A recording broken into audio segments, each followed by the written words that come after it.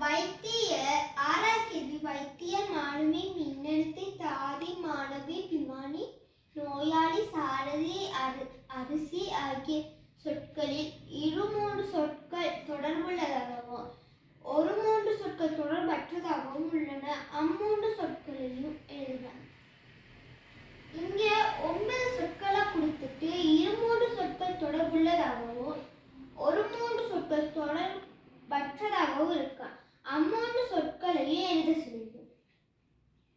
இப்ப நம்ம பிரிச்சோம்னா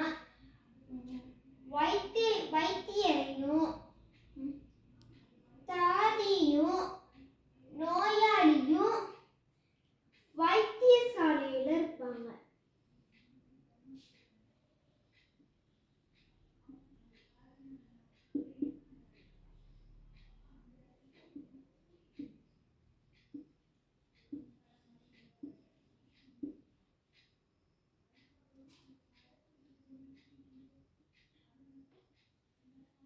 வைத்தியசாலையில இருப்பாங்க.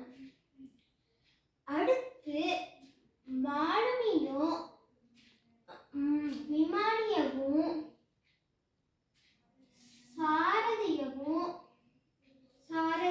இவங்க 3 பேரும் வாகனம் செலுத்துறவங்க.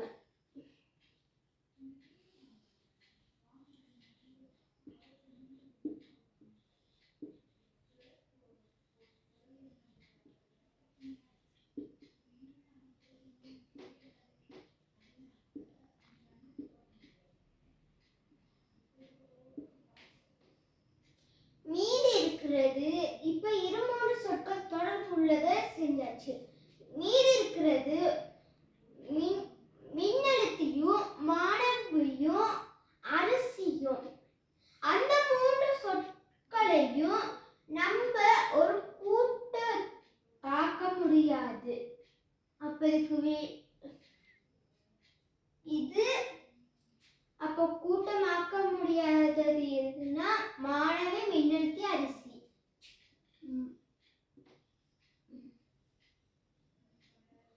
மாணவி